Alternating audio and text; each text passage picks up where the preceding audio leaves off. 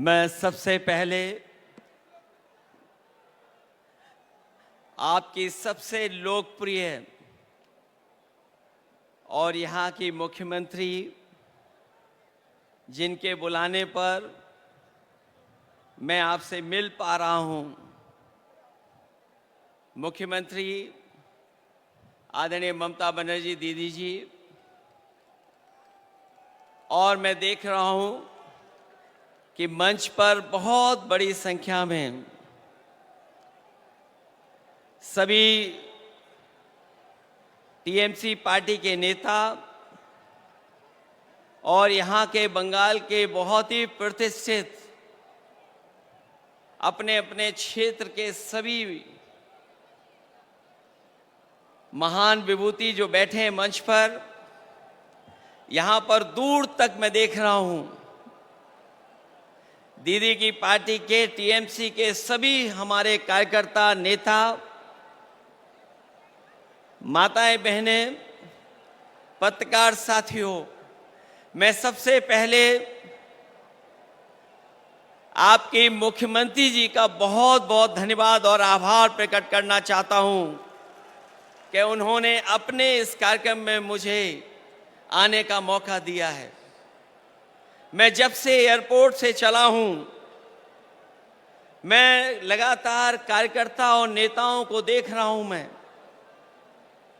और जब मैं घर से निकल करके आया हूं, मैं देख रहा था कि दीदी अपने कार्यकर्ताओं को देख करके जितना खुश हो करके और जिस भाव से उनसे मिलने की कोशिश कर रहे थे, ये जो लगाव है, जो रिश्ता है एक नेता और कार्यकर्ता का, यही दल को मजबूत बनाने का काम करता है। क्योंकि आज हम दुखी मन से भी और एक जो हमारे बीच के कार्यकर्ता, जो हमारे बीच में नहीं रहे वर्कर्स, जो शहीद हुए, उनको हम याद कर रहे हैं। मैं कहना चाहता हूं कि जुल्म की खिलाफत में जो जान दांव पर लगाते हैं, वो इतिहास में शहीदों की तरह याद किए जाते हैं। मैं दोबारा कहता हूं कि जुल्म की खिलाफत में जो जान दांव पर लगाते हैं, वो इतिहास में शहीदों की तरह याद किए जाते हैं। आज का दिन कार्यकर्ताओं की शहादत को याद करने का है, लेकिन आंख में आंसू लेकर के और आंख में आंसू ला करके नहीं, बल्कि सर को ऊपर उठा करके, क्योंकि ऐसी शहादतें ही किसी दल और उसके नेता और देश का गौरवशाली इतिहास बनाती हैं। ये हर किसी पार्टी के सौभाग्य नहीं होता, ऐसा हर दल के लिए सौभाग्य नहीं बनता जिसे ऐसे जान देने वाले वर्कर्स मिलते हों। मुझे इस बात की प्रसन्नता है कि आदरणीय दीदी के पास ऐसे वर्कर हैं जो अपनी जान भी दे देते हैं, लेकिन परवाह नहीं करते हैं।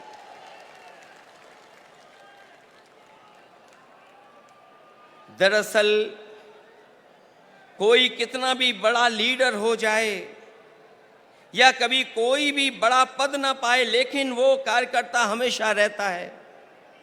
कार्यकर्ता सबसे छोटा नहीं, सबसे बड़ा होता है। कार्यकर्ता ही किसी दल की बुनियाद होता है। वर्कर ही हमारे पार्टी की बुनियाद में होता है। उसी की शहादत अगर ये बताती है कि वो पार्टी के प्रति कितना वफादार था, तो पार्टी द्वारा उसको याद करना बताता है कि पार्टी के दिल में उसके लिए कितनी ऊंची जगह है। आज जो आप लोग इकट्ठे हैं या मैं आकर के आपके बीच में खड़ा हूं, वो याद दिला रहा है, बता रहा है कि दीदी के दिल में एक एक कार्यकर्ता का सम्मान कितना है, उसको आज भी दीदी याद कर रही हैं। जिस दल का सबसे बड़ा लीडर उस दल का सबसे बड़ा वर्कर होता है, उसका वर्तमान मजबूत होता है और भविष्य और भी ज्यादा मजबूत है। पिछले चुनाव में मुझे याद है, जब दीदी संघर्ष कर रही थी, आदरणीय ममता दीदी के लिए मैंने 2 लाइनें कही थी। जब वो असली लड़ाई में थी, पैर में चोट थी, वो चल नहीं पा रही थी, उसके बावजूद भी वो चुनाव प्रचार में थी। और उस समय हम लोगों ने देखा और यही कहा था कि एक अकेली लड़ जाएगी, जीतेगी और बढ़ जाएगी। जब दीदी को हम लोगों ने देखा था कि पैर में प्लास्टर बांध करके वो अपने कार्यकर्ताओं के लिए और सरकार बनाने के लिए आपसे आह्वान कर रही थी, उस समय जो वो लाइनें थीं वो उस समय भी महत्व रखती थीं। और आज जब मैं इतने बड़े कार्यकर्ताओं के बीच में आया हूं तो मैं उन लाइनों को दोबारा कहता हूं कि एक अकेले लड़ जाएगी, जीतेगी और बढ़ जाएगी। उस समय भी हमारा मतलब ये नहीं था कि दीदी अकेले लड़ रही हैं, तब भी हमारा मतलब यही था कि दीदी अपने कार्यकर्ताओं के साथ जान हथेली पर लेकर के एक होकर के लड़ रही हैं। ऐसे कम नेता होते हैं जो अपनी जान हथेली पर रख करके लड़ते हों और उनका साथ इतनी बड़ी संख्या में लोगों ने देने का काम किया है। वर्कर किसी व्यक्ति का नाम नहीं होता है, बल्कि एक विचारधारा में विश्वास रखने चलने का नाम होता है। हालतों को बदलने के लिए मर मिटने तक के संघर्ष का नाम होता है। क्योंकि एक बार पॉलिटिकल वर्कर जब खड़ा हो गया साथ, तो वो जीवन भर उस पार्टी के साथ खड़ा होता है। मैं ऐसे कार्यकर्ताओं को धन्यवाद और आभार प्रकट करूंगा कि जो दीदी के साथ जब शुरुआती संघर्ष किया होगा, उस दिन से आज तक उनके साथ खड़ा दिखाई दे रहा है, उनके साथ संघर्ष करता हुआ दिखाई दे रहा है। और जब हम देश की राजनीति को देखते हैं तो आज की चुनौती बड़ी है। सांप्रदायिक ताकतें अपना षड्यंत्र रच रही हैं। जो सत्ता में लोग हैं दिल्ली में और दिल्ली के इशारे पर जो लोग बैठे हैं जगह जगह पर, वो लगातार षड्यंत्र कर रहे हैं। लेकिन मैं जानता हूं आपका साहस, आपकी बहादुरी, आपका साथ जो दीदी के साथ है, वो हर षड्यंत्र का मुकाबला करने के लिए तैयार हैं। देश को ऐसी ताकतें हैं जो विभाजनकारी राजनीति के नाम पर बांट करके हमेशा के लिए राज करना चाहती हैं। लेकिन ऐसा करने में वो कुछ समय के लिए कामयाब भी हो जाएं, पर आखिरकार वो हारेंगे, क्योंकि गलत मंसूबे कभी अपनी मंजिल नहीं पाते हैं। जो इंसान और इंसाफ के साथ खड़े होते हैं, जीत आखिर उन्हीं की होती है। जो नकारात्मक लोग अंदर से डरे होते हैं, वही साजिश करते हैं। मुखबरी का काम तो कर सकते हैं, लेकिन सामने की लड़ाई लड़ करके जान देने की हिम्मत उनमें कभी नहीं होती है। खुदगर्जी और मुनाफाखोरी ही इनका कारोबार होता है, जिसको बढ़ाने के लिए सियासत करना चाह के भी लोगों का भला कभी उनका मकसद नहीं होता, न कभी रहेगा ऐसे लोगों का। इसलिए हर हाल में मैं किसी भी स्तर तक वो लोग गिर करके सत्ता में अपने हाथ में रखना चाहते हैं। हालांकि बंगाल ने, आप लोगों ने मिलकर के यहां मुकाबला किया, बीजेपी को हटा दिया, पीछे छोड़ दिया। यूपी भी आपके साथ रह करके पीछे छोड़ दिया। ये जो सत्ता में कुछ दिन के लिए आए हैं, ये कुछ दिन के मेहमान हैं। मैंने लोकसभा में भी कहा और आज भी कहता हूं, जो दिल्ली में सरकार में बैठे लोग हैं, वो सरकार चलने वाली नहीं है, वो सरकार गिरने वाली है। और हम और आप लोग देखेंगे एक दिन कि यही सरकार गिरेगी और हमारे आपके लिए खुशियों के दिन भी आएंगे। इसलिए मैं कहना चाहता हूं, लोगों का भला न कभी इनका मकसद रहा है, न कभी रहेगा। इसलिए हर हाल में किसी भी स्तर तक गिरकर सत्ता अपने हाथ में रखना चाहते हैं। ऐसे लोग दूसरों की तो जान लेते हैं, लेकिन खुद कभी जान नहीं देते हैं। ये लोग शहीद भी उधार लेते हैं।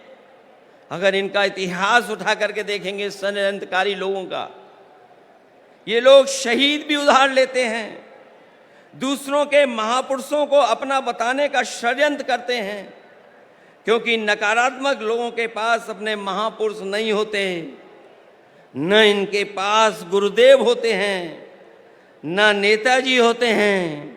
जो लोग इंसानियत को बांटते हैं, उनके बीच कोई महापुरुष भी कैसे बन सकता है, कैसे आ सकता है? महापुरुष होने की पहली शर्त यही है कि उसके दिल में इंसानियत धड़कती हो और जो सच के साथ देने के लिए कोई भी कीमत चुकाने को तैयार रहता हो। ऐसी हिम्मत और हौसला नकारात्मक राजनीति करने वालों में न कभी रहा है और न कभी रहेगा। जब जब जनता जागरूक होती है, ऐसे लोगों में खलबली मच जाती है। इनके झूठे प्रचार और जुमलों की कलई खुदने लगती है और ये भी हताश होकर के आपस में लड़ने लगते हैं। जो लोग नकारात्मक ताकतें आखिर में अपने अंदर ही कलह से खत्म होती हैं। आज देश जाग उठा है, ऐसी ताकतों को पैर उखाड़ना शुरू हो गए हैं। हम और आप लोग मिल कर के निगेटिव पॉलिटिक्स नहीं करते हैं, हम और आप लोग मिल कर के पॉजिटिव पॉलिटिक्स करते हैं। और पॉजिटिव पॉलिटिक्स का वक्त आने वाला है, और वही वक्त आएगा जब लोगों के जीवन में बदलाव आएगा। हम सब लोग मिल कर के देश को बचाने के लिए, संविधान को बचाने के लिए, भाईचारा को बचाने के लिए हम सबको एक होना है और एकजुट रह करके इनका मुकाबला करना है। इसलिए आज यहाँ आए हर समर्पित कार्यकर्ता से मैं आखिर में यही कहना चाहूँगा कि आपका नेता, आपकी नेता बहुत बड़ी नेता हैं। उन्होंने लड़ करके, संघर्ष कर करके, अपनी जान को जोखिम में डाल करके इस दल को, इस पार्टी को आपका साथ लेकर के यहाँ पहुँचाया है और दूर तक जाना है। इसलिए जिस तरीके से आपने हमेशा उनके संघर्ष में साथ दिया है, मुझे पूरी उम्मीद है कि आप लोग साथ देंगे। और मैं आज के दिन जब अपने शहीद कार्यकर्ताओं के साथ याद करते हुए यहाँ आप खड़े हैं, मैं आपको भरोसा दिलाता हूँ कि हम लोग भी आपका हमेशा हमेशा साथ देंगे। जो लड़ाई आने वाले समय में होने जा रही है, उसमें हम आपके साथ खड़े दिखाई देंगे। मैं आखिरी में आप लोगों के बीच में उन बातों को कहना चाहता हूँ, एक एक कार्यकर्ता के लिए कहना चाहता हूँ कि हिम्मत को बनाना हथियार और असूलों को बुनियाद रखना, अपने हौसलों को हौसला देने के लिए अपने शहीदों को हमेशा याद रखना। ऐसे कम लोग होते हैं जो अपने शहीद कार्यकर्ताओं को हमेशा याद रखते हैं। और आपका दल, आपकी नेता ऐसी है जो कार्यकर्ता को न केवल सम्मान देती है, बल्कि जो हमारे बीच में नहीं रहे हैं, वर्षों वर्ष गुजर गए हैं, लेकिन आज भी उन कार्यकर्ताओं के प्रति वही प्यार और सम्मान है। इसलिए मैं ऐसे नेता का धन्यवाद देता हूँ, ऐसी पार्टी को बधाई देता हूँ कि ऐसे कार्यक्रम में उन्होंने मुझे बुला करके मुझे अपने कार्यकर्ताओं से परिचय कराने का काम किया है। मैं इन्हीं शब्दों के साथ आप सबका बहुत बहुत धन्यवाद देता हूँ, आभार प्रकट करता हूँ और दीदी का विशेष धन्यवाद दूंगा और उनके साथियों का जिन्होंने मुझे बुला करके इस मौके पर आपसे मिलने का मौका दिया है। इस लड़ाई में हम आपके साथ हैं। बहुत बहुत धन्यवाद और बहुत बहुत आभार प्रकट करता हूँ। बहुत बहुत धन्यवाद अखिलेश जी।